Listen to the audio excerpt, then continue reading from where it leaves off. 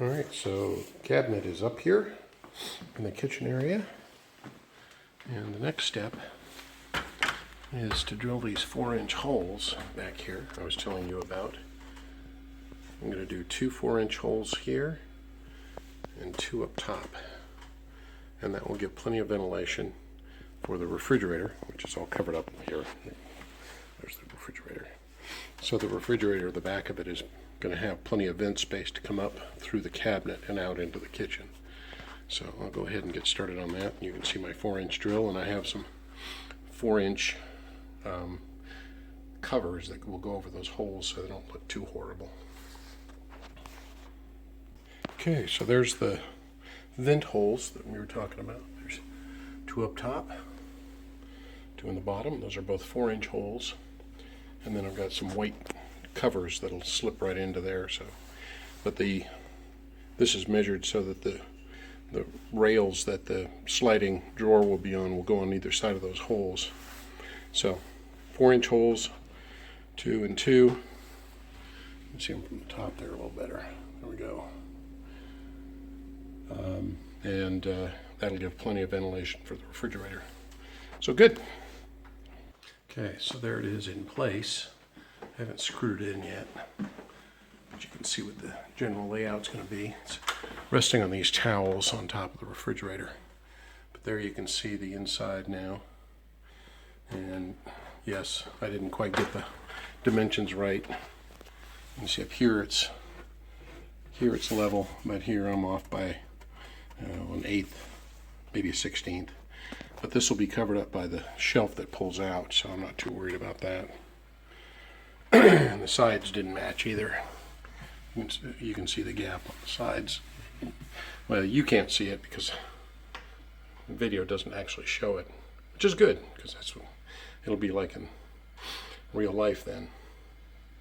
Okay, so it's time to screw it in. And again, these are the structural members. I hope you can see that better now. Is that I wanted these 2x4s here because behind them behind those 2x4s, there should be good solid wood to screw into. So I'm going to hopefully pick up the strength there. That means this shelf will be hanging from these and some screws that are going to go in here.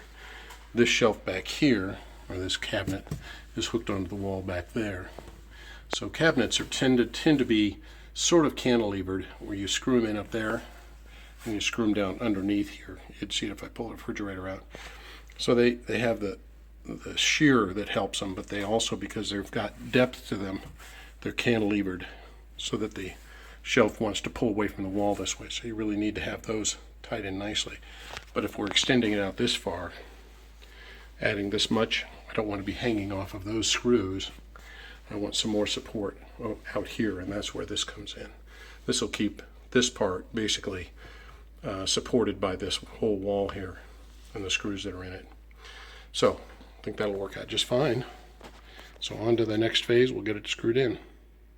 All right, so that's the holes drilled. You can see 1, 2, and there's a third one around the corner there. You can see it up there. There we go. And I'm going to go ahead and use some liquid nails on this edge where they butt together, just for a little bit of security. So up here at this edge, and there's the holes drilled on that side. So there's my liquid nails and my drills, or my drill and my screws. So we'll get started on that.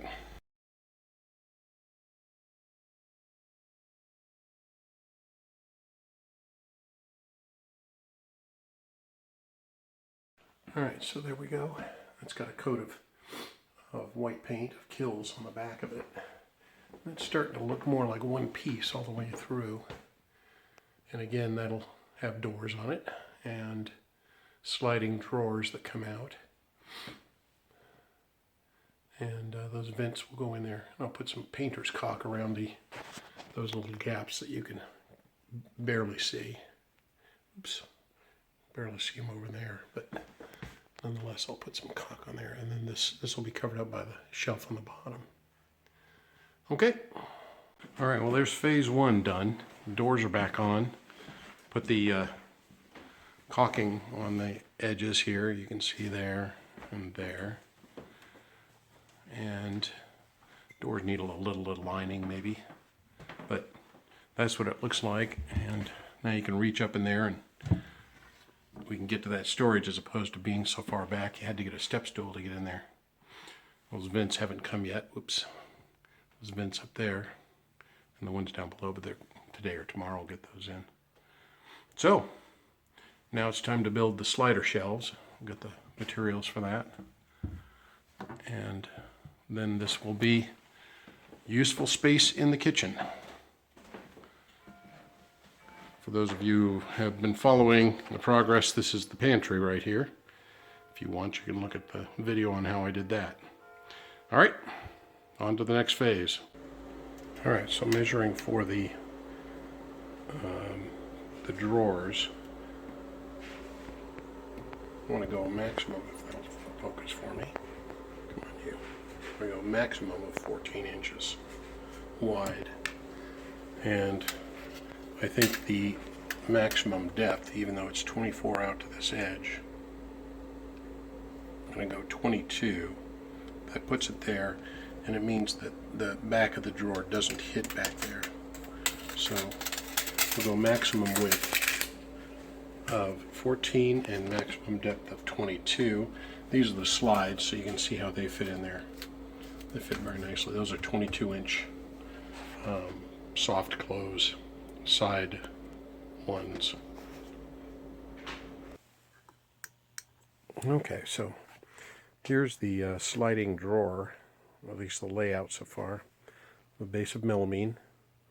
And the sides will be these maple rails. And we've got the side drawer pulls. Those are the soft close, 22-inch length. And then the 2x4 over here is for that to hook onto, and then this will screw down to the base. Sorry, this will screw down to the base of the cabinet. So what we need is a maximum of, because the door opening is 14 inches maximum, we want that distance to be to the to here is to be no more than 14. So I'm going to get those adjusted and start cutting. So right now the layout is here, cut, actually it would be this side here.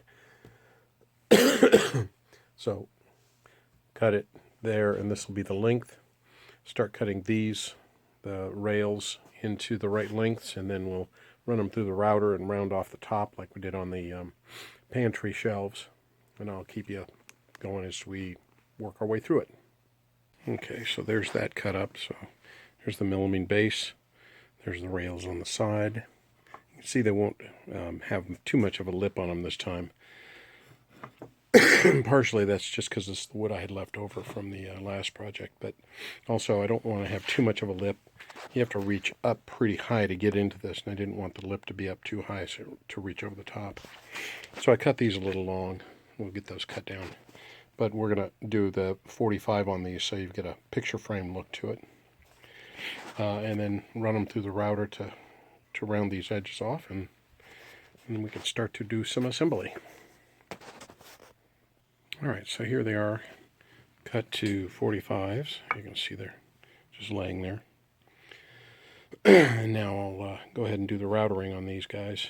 It's going to be a little challenging because this edge, the routering edge, is going to come down pretty low in comparison to the lip here. So we'll have to finesse that in a bit. Okay. Alright, so got them routered. There's the router table over there. I probably showed you that before. Made this out of some of the old countertop out of our kitchen. This is a cutting board that I just made to fit in that spot so I can hang the router table in there. Anyhow, it's kind of handy for that and for just a roll-around table.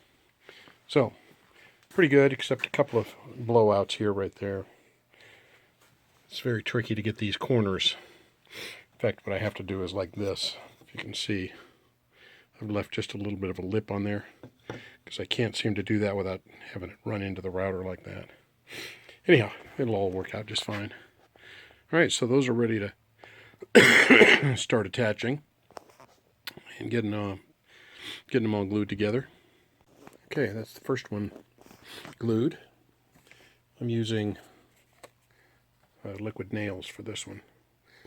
Does a good, nice job. It's very strong and very dependable. So let that dry overnight.